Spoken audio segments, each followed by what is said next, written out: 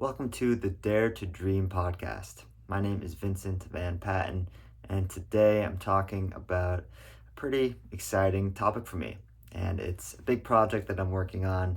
It's starting my second book here in Japan. But funny enough, it's actually not a book about Japan. It is about my European travels that took place over the summer.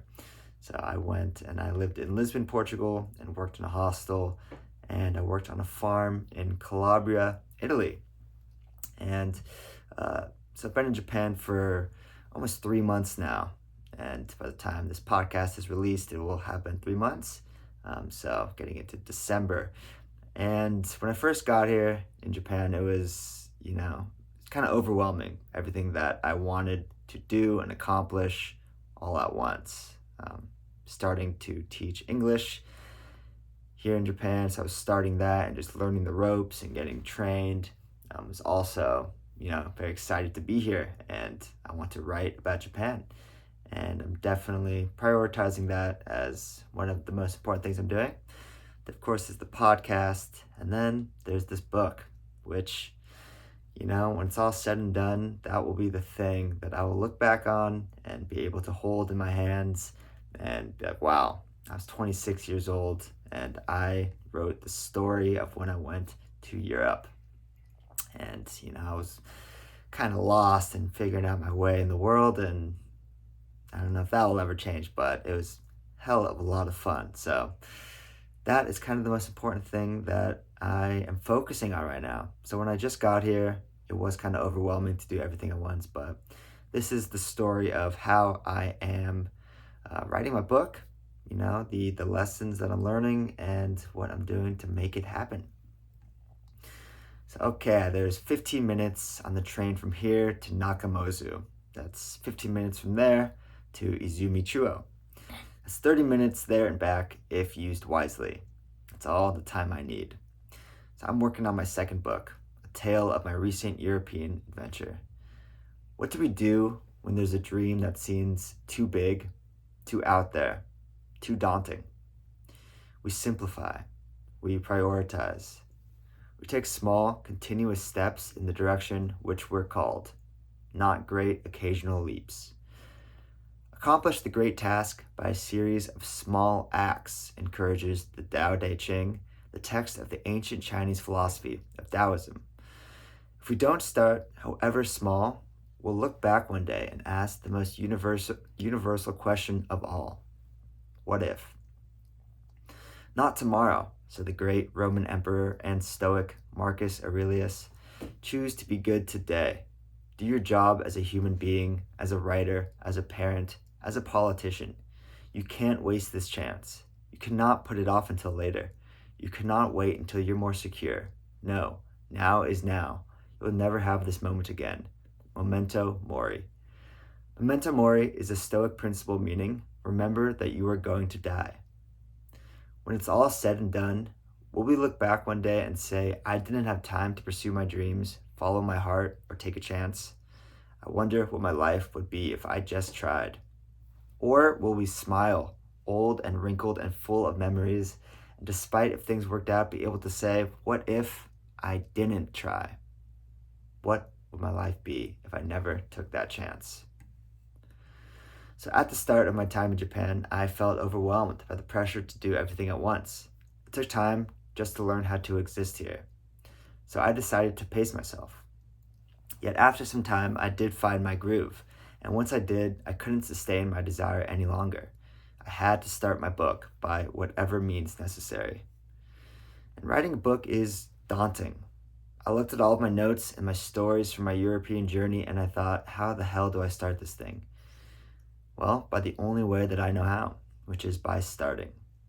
You accrue incremental wisdom as you implement your flawed plan, says renowned psychologist Jordan Peterson. This has been me and my brother in arms, Greg Russell Benedict's mantra ever since we began pursuing our dreams at the beginning of the pandemic. Any meaningful project will take time, be it getting into shape, starting a business or a podcast, writing a book, learning a new language, skill, or job. We must abandon perfection if we ever hope to begin.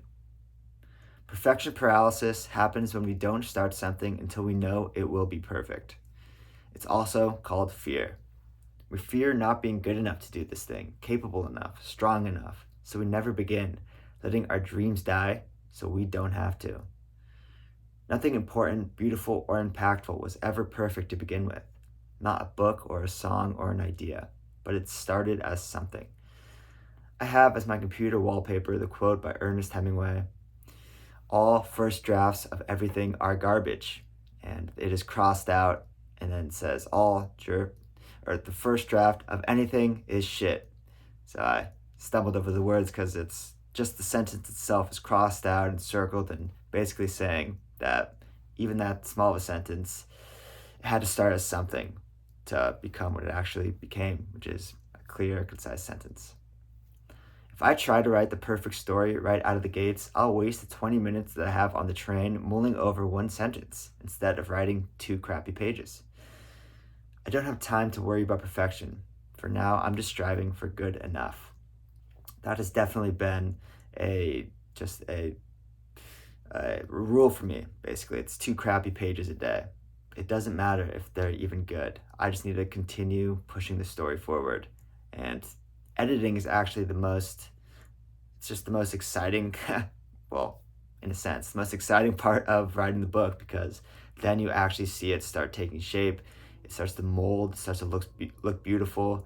And what you cut out, you hope, is actually good stuff, because then that means what is remaining is even better. And that is what hits you hard. The main thing is keeping the ball moving, says the legendary writer Stephen Pressfield on the Daily Stoic podcast. I don't torture myself with, is this good, when I'm writing a sentence or a paragraph. I know at the end of the month, you're going to have something. You may have to redo it, but the big danger for me is falling off the wagon, losing the momentum. That's the most important thing to me with the book. Keep going. My only thing each day is, am I going to sit my ass down and put in the time? I think that applies to anything at all. It definitely does. I agree with that. You need to throw clay at the wall to have something to mold. You have to just start and then see where that goes. And you could always cut back, edit, simplify, but you have to throw that clay at the wall. As they say, the statue is in the marble itself, but you got to start chipping away to find it. As a writer trying to make a dent in this universe, I used to worry about which platforms to write on, how many followers I had, if I was commenting on other people's stories enough. And I've realized that these worries are futile. They keep me from writing, which is the only thing that really matters. Once you're doing something you feel is meaningful, what is unnecessary loses importance. Simplifying is the key to this great cosmic riddle. Writing my book is the main thing, and it will take time to blossom, but it's made my life rather simple. Does this arbitrary meeting give me more time or less to work on my book? Then don't do it. Despite how I feel, despite if the sun shines or the rain falls, if my body feels good or if I feel low, writing is there to guide me. It's something I give my heart and soul, whose worth doesn't diminish with use, nor lose its luster with age. It'll only get better. It may sound like I'm just hustling because I want to get this thing done as quick as possible, and that is partially correct. I know that I must complete this mission one day. It doesn't have to happen now. When we realize that important things take time, the societal pressures which tell us to pursue fame, success, and money now, they become empty. The act of writing itself is what I love. And there are, of course, days when I don't want to do it. But it's the act of facing the page again and again which the muses respect. They don't care about the perfectly crafted sentence, the views, the pay raise, or the title. These things are the byproduct, not the goal. What the muses smile upon is the willingness to face our fear, our uncertainty, our dream. It's not the result which matters, but that you courageously follow what you're meant to do. Start small. Begin. Thank you, everybody, for listening.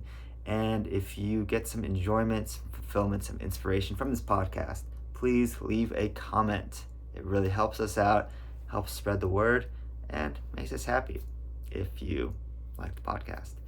Anyways, follow us on social media, Instagram, That's really it. Dare to Dream Podcast.